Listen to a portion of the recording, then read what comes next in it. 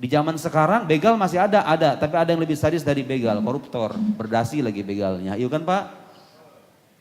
Begal kalau ngambil duit paling berapa nominalnya, kalau diuangkan nilainya gitu barang yang diambil. Kalau koruptor kan, itu lebih berbahaya itu. Berdasi, merampas atau membuat kerusakan di muka bumi, bunuh aja sekalian. Gak penting itu manusia, gak ada gunanya dia hidup. Lihat Pak, betapa agama datang untuk menjamin hak-hak privasi kita, menyangkut hak kita, hak kepemilikan kita dan seterusnya. Saya baru sadar Bapak Ibu, ternyata kenapa ulama-ulama salaf, ulama-ulama terdahulu kita itu sangat menjaga jarak dengan penguasa. Apa coba hikmahnya? Ternyata ulama itu kalau sudah dekat dengan penguasa, disumpal pakai duit, pakai jabatan, diam dia. Mereka menjaga netralitas supaya kalau mereka zolim mau mengingatkan dan tidak ada beban gitu loh. Dijaga jarak. Imam Sanusi itu dalam satu riwayat, Imam Sanusi yang punya Ummul Barohin, ulama akidah, ulama al-sunnah wal jamaah. Di cerita yang masyhur di antara biografi beliau itu, beliau suatu ketika ingin hataman kitabnya, hataman pengajian kitabnya. Tiba-tiba ada informasi, ada pejabat setempat yang mau hadir. Beliau ngumpet 3 hari, gak mau ketemu sama pejabat itu. Segitunya gitu loh, ulama dulu segitunya.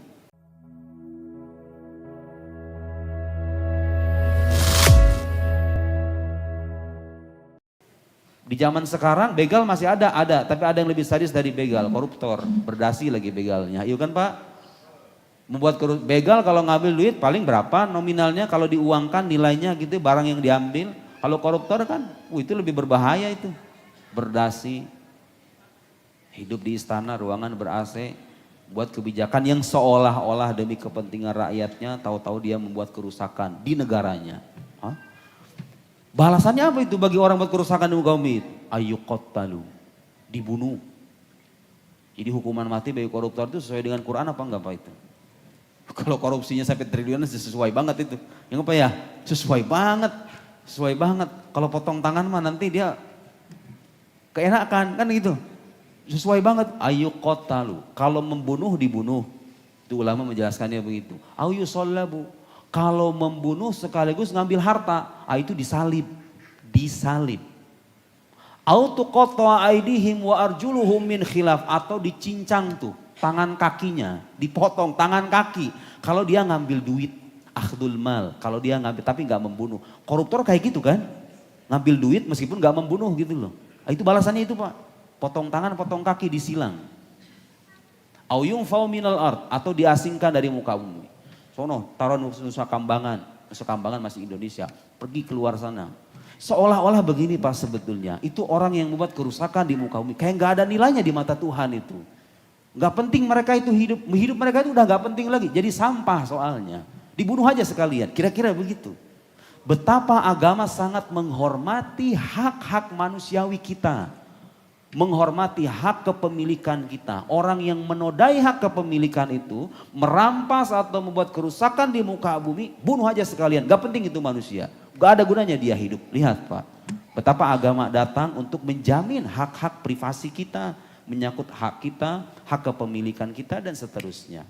Orang munafik membuat kerusakan dan membuat kerusakan ini, sebetulnya ayat yang tadi disebut, sebagian ulama tafsir menyebutkan itu ayat diturunkan bagi kelompok kafir tertentu yang mereka menunjukkan perlawanan terhadap agama Allah, memerangi Allah dan Rasulnya dan buat kerusakan. Tapi ulama tafsir bilang begini, al-ibrah bi umumil lafadz la bi khususis sabab.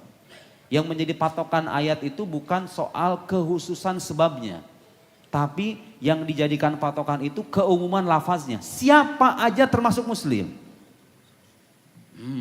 Lihat. Muslim yang membuat kerusakan di muka bumi, tentu dengan kadar kerusakan yang parah ya. Bukan ngambil duit nyolong ayam 1 biji kemudian dipenggal, enggak begitu.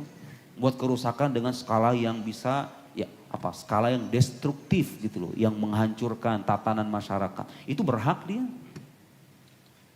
Selama ini Bapak Ibu sekalian, sayangnya apa? Orang-orang yang terjebak dalam lingkaran-lingkaran koruptor itu, mereka itu cenderung menormalisasi itu karena sudah menjadi budaya.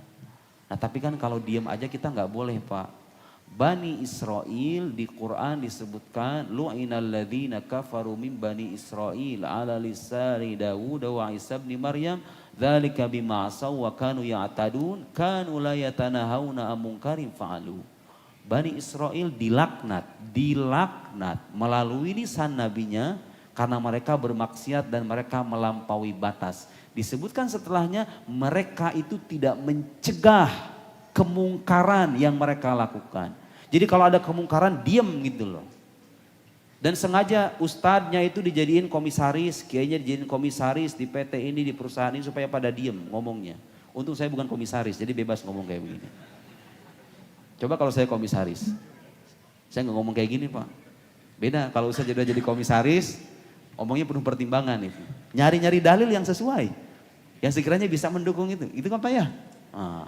Saya baru sadar Bapak Ibu, ternyata kenapa ulama-ulama salaf, ulama-ulama terdahulu kita, itu sangat menjaga jarak dengan penguasa. Apa coba hikmahnya?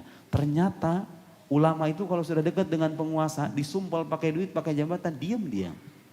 Mereka menjaga netralitas supaya kalau mereka zolim mau mengingatkan dan tidak ada beban gitu loh.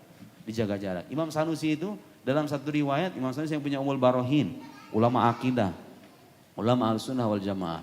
Di cerita yang masyhur di antara biografi beliau itu, beliau suatu ketika ingin hataman kitabnya, hataman pengajian kitabnya. Tiba-tiba ada informasi, ada pejabat setempat yang mau hadir. Beliau ngumpet 3 hari. Gak mau ketemu sama pejabat itu. Segitunya gitu loh, ulama dulu segitunya. Terus kalau gitu ulama harusnya jaga jarak sama penguasa, jangan masuk pemerintahan, jangan masuk lembaga ini. Gak begitu juga Pak. Kadang emang serba salah. Kalau kita lepas secara total, mereka semakin menjadi-jadi, kan begitu? Kalau boleh masuk, tapi iman harus kuat, itu aja intinya mah. Begitu kan Pak ya? Kalau iman gak kuat, disumpel pakai jabatan komisaris 1 miliar sebulan, selesai sudah. Jadi begitu Pak, udah azan. Azan dulu aja. Udah azan belum Pak? Belum ya? Oh belum. Salah waktu itu. Jadi begitu Bapak Ibu sekalian, itu ternyata hikmahnya. Sekarang kalau ngelihat ada ulama, tokoh agama masuk di pemerintah, husnuzon aja. Siapa tahu mereka ingin mengoreksi dari dalam. Cuma memang kenyataannya begitu Pak, kalau udah masuk ke dalam beda cerita itu. Banyak godaannya, lingkaran setan soalnya isinya itu. Bukan kita menuduh setan para pejabat loh ya. Ada sebagian di antara mereka yang mempraktekkan perbuatan-perbuatan tidak pantas. Dan sebenarnya kalau yang saya tahu setan itu dalam bahasa agama kita nggak sebatas makhluk gaib loh Pak. Syaiton, istilah syaiton dalam bahasa agama kita bukan hanya sebatas makhluk gaib yang mengajarkan keburukan, menjerumuskan manusia, bukan. Makhluk baik itu dari kalangan jin dan manusia yang berbuat buruk dan mengajak orang lain berbuat buruk.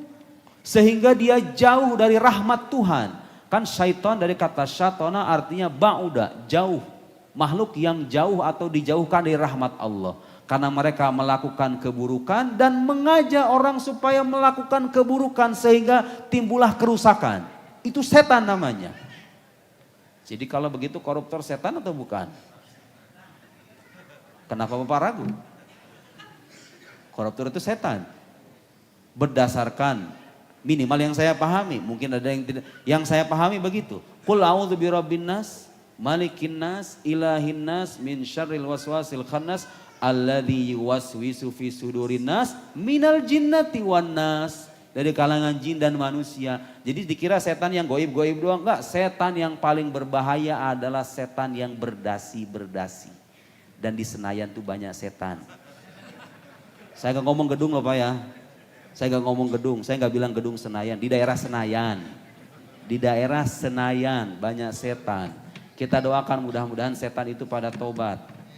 Karena mereka yang merusak negara kita Pak. Coba bayangkan itu guru-guru yang tidak mendapatkan haknya secara layak. Gara-gara siapa? Gara-gara setan. Dan setan-setan dalam bentuk manusia itu dibacain Quran 30 juz juga gak bakal lari. Yang ada mereka pergi haji dan umroh. Balik-balik pakai rompi kan begitu. Masya Allah syaitan anta minas syayatin.